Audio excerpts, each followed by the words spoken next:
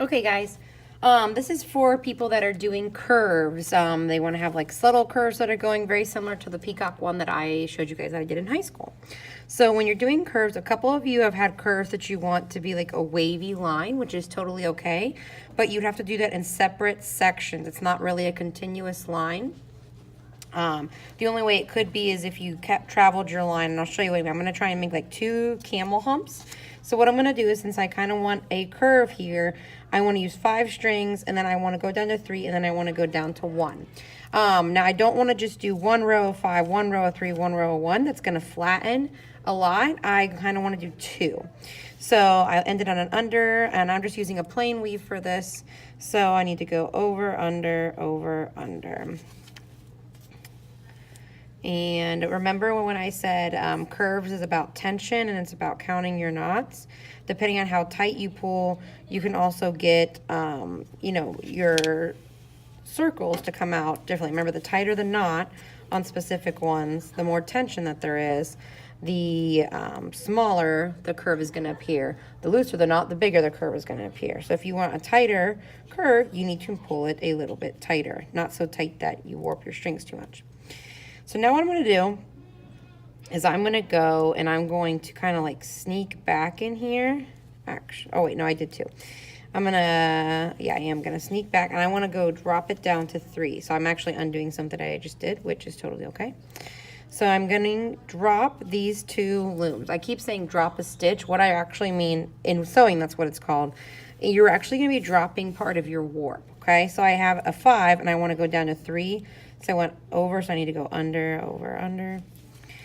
And what I'm doing, it's very similar to triangle, except not quite as sharp. And I'm going to go over, under. And you don't do it for quite as long. With triangles, you build up the layers more in like a 3 or a 4. Some of you guys have done 2, and that's been fine. And usually with a curve, you don't come to 1 point. So I actually really like the way this looks. I think I'm going to do like 1 more. Okay. And then I want to do another little curve. So what I can do is I can actually follow my line down to here. This is awesome. When you really get into the organicness of it, you guys can kind of change things up. So if you can see that pretty clearly, I went down. Now I'm going to actually go back down here, and I'm going to do another little hump. Let me put this on my beads so you guys can see it better. Okay, working underneath boxes here. So what am I on? I'm on an under, so I need to go over, under, over, under, and it's like I'm just working with a new shape. So what I can do, if I don't like this space here, I can just push it down, guys. And this is how you get things to look like they're curved, okay?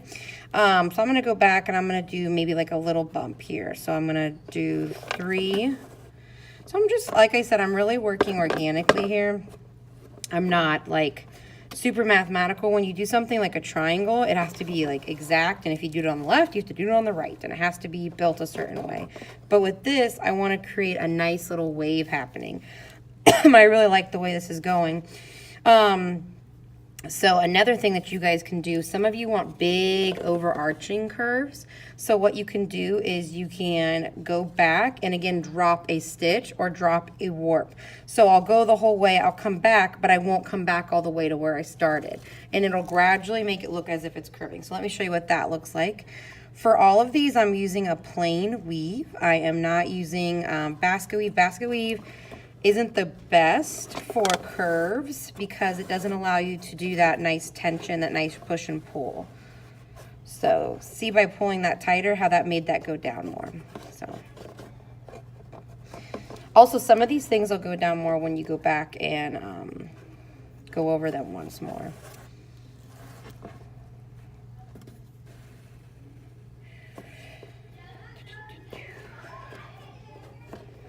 Okay, so now what I'm going to do is I'm going to go back, and instead of going all the way to this one, I'm going to go to this. Actually, I want it to be more of a, if I do every single warp, drop 1 warp at a time, it's going to be like a super diagonal line, or it's going to look diagonal. I want to do more of a like subtle hill, so I'm going to actually skip 2. So I'm not going to go back to 2. So let's see, over, under, over, under, over, under, over, under, over, under, over, under, over, under, over, under. And I'm gonna drop these 2 stitches. Aren't you guys glad you don't have these boards? They get stuck all the time. These $10 piece boards. Remember not to pull too tight on your edge. I pulled too tight on my last one, so I'm gonna kind of loosen it up a little bit. And this is the stitch, this is the warp. These 2 I'm letting go of. I'm letting go of the stitch. I'm letting go of the warp, and I'm gonna go back this way.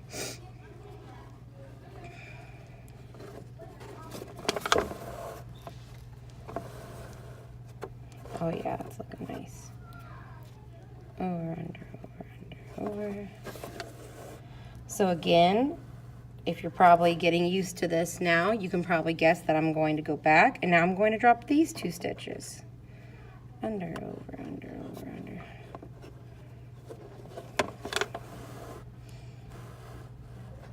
Again, making sure I'm not pulling too tight on my corner.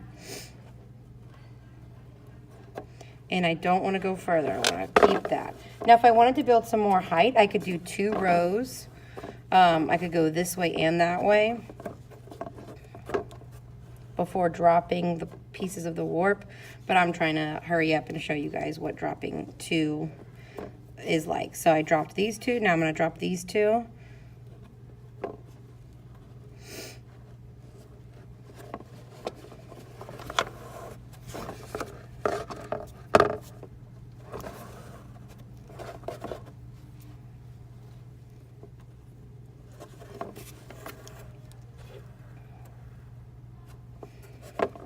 And now I'm going back.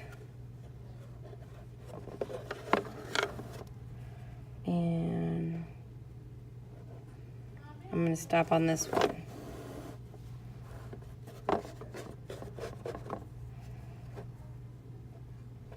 And I'm going to go back. So it really is just a back and forth game at this point, and it really is kind of trying to establish the curve that you think looks really nice. But you can see I'm really starting to get a nice curve appeal here. And when I lay my next string down, like say I do a sumac knot or a raya knot or that braided knot, I'm going to have a nice area to put that knot. And I've built this up really nicely. If I'd like to build up some more height here, I can transition. I don't have to stick with 2 the whole time. So what I can do is I can transition and I can just drop 1 warp line if I'd like to build up some height. So I'm dropping this one right here, going over, under, over, under, over, under.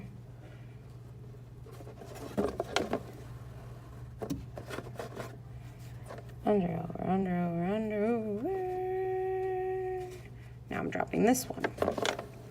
So now I've transitioned from the 2 knot dropping, or the 2 warp dropping, 2 stitch dropping as I so fondly call it. And now I'm back, I'm building some height. So it's going to be a really nice curve on this side because I'm dropping 1 stitch every time.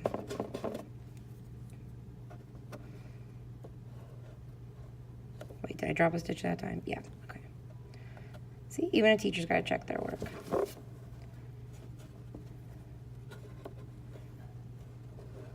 And I'm going to drop 1 more. And I am running out of string. So this is where I'm going to stop for this video.